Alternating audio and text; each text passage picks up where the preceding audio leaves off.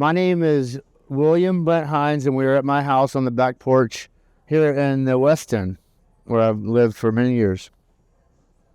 Capitol View Manor, to be exact. I come from Birmingham, Alabama. I was born at St. Cyanide's Hospital across the street from the Nick, where I'm playing on April 20th. This is my earliest memory, by the way. I don't remember anything before what I'm about to tell you. Like, what, you know what I mean? It was my 5th birthday, 5 years old. I went to Bargain Town, USA. That was a big store back in the day. And I guess it was 79 or something. And it was my birthday, my dad said, come in here and you pick out anything you want. I picked out a Slim Whitman picture disc LP. And I was like, this is what I want. You know what I mean?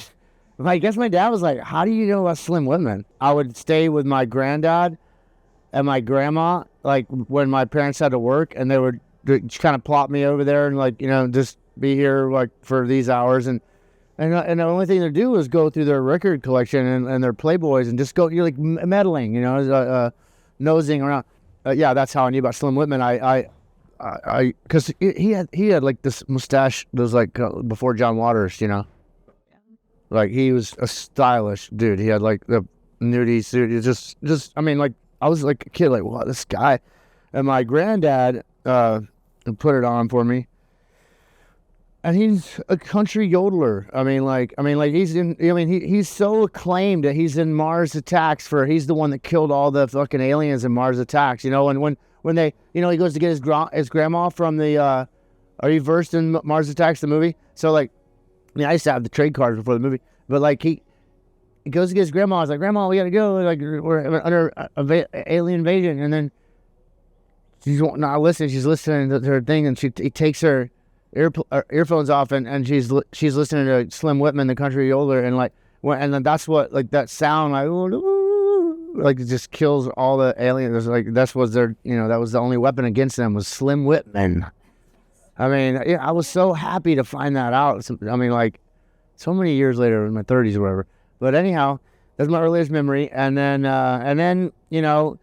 through music, like what it did to me, affected me as a kid. I was like, Dad, we need to get a guitar at the house. Everyone could play it or whatever. Like, he's like, you guys will just put it in the closet like you do with all the other things I buy you. I'm like, year after year, I would say, we got to get a guitar. So we didn't get one until I was around like 8 or 9, and then we got a guitar.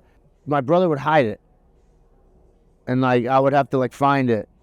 One time he hid it outside and it got ruined, and so like that guitar was gone. And then, oh yeah, it was just kind of a nightmare, really, like trying to obtain an instrument to play music with, because like he knew I liked music, and so he would want to buy me an album. I was like, I don't want an album. I want an instrument. I don't care if it's drums, piano, guitar, or whatever. I just want something I can play music on, And I finally got one from this guy named. Now I know this is weird, what I'm about to say. His name was BB King. BB Master was his real last name, but we called him BB King.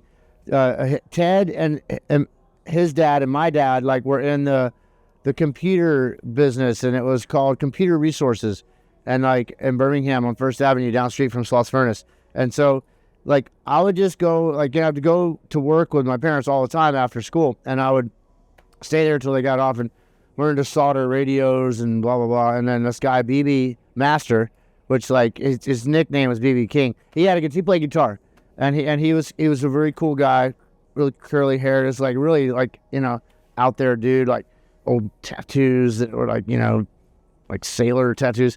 And I got a guitar from him. I coaxed one out of him, I talked one out of him.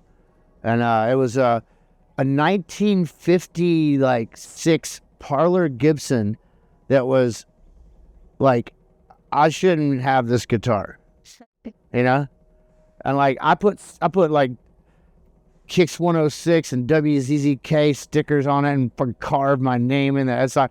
I mean, this guitar was worth money. It was an old Gibson from the 50s. But you live and you learn. Anyhow, that was the guitar. And then me and my brother had to fight over that thing.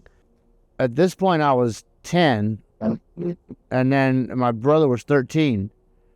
But we loved Motley Crue and Def Leppard, and we had like posters of them on our wall.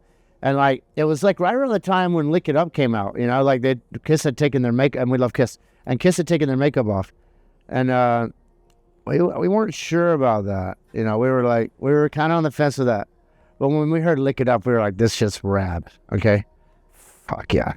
And then I remember Def Leppard came out with Hysteria, and we hated it so bad we stabbed the cassettes with scissors and knives. So we're like, fuck you, Def Leppard, die.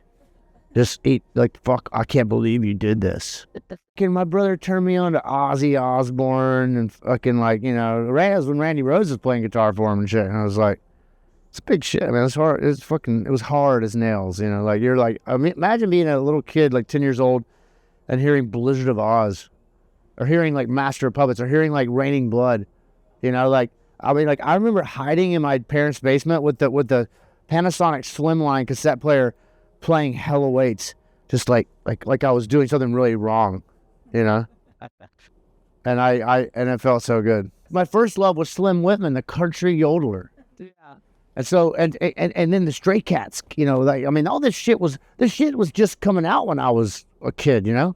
It was like this new song came out, you know, I'm gonna rock this down. I loved rockabilly. I loved pompadours, 50s jeans with the cups, fucking engineer boots, cigarettes rolled up. When I was a kid, I would go down to the U-Totem, it was called. Cool name for a gas station because you buy it and you carry it away. U-Totem. And I had a totem pole. But it's awesome. And there were candied cigarettes, and I put them in my I was a kid. I'd always have candied cigarettes like I was fucking, you know, James Dean or some shit.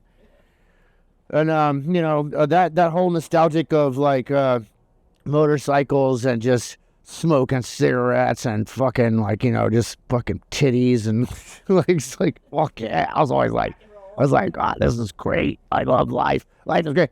You know, like, let's go to the slab. The slab was this big piece of concrete they accidentally poured out in Buck Creek. We go out there all the time. But, yeah, it was interesting growing up down in Helena, Alabama. Down there, really. I mean, I sometimes, like, you know, when I go back to Birmingham, well, my dad used to have bikes, and I'd jump on one of his Harleys, and I'd go down to where we grew up at, you know, and I literally need a GPS set. I'm like, where, because everything has changed so much down there. It's like, it's nothing like it used to be.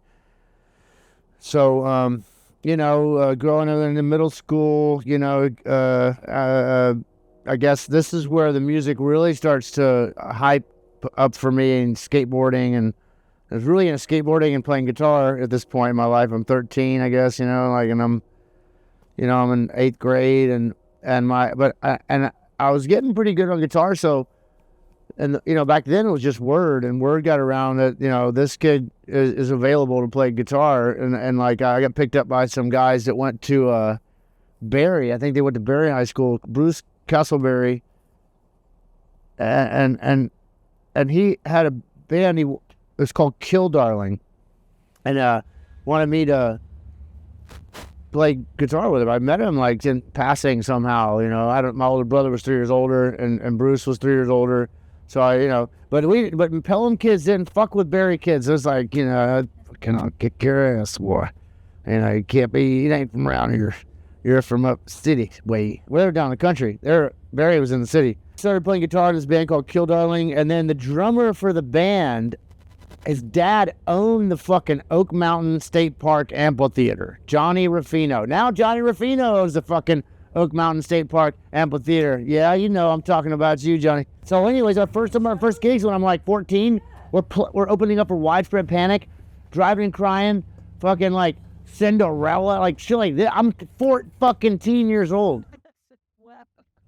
I'm playing guitar in front of fucking, I don't know, a couple thousand people and loving it, you know? My agenda with my, like, mindset was, like, because my dad kept offering me, like, an album or some music to listen to, and what I really wanted was to be a part of music.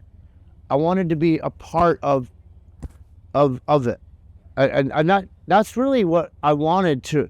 I wanted to show other people that I love music so much that I play it. But that's a kid thinking, you know?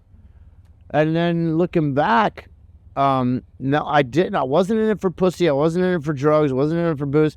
I was in it because it was fucking what I gravitate. It just like, it was something like that pulled me into it, you know, like when I was a very young age. So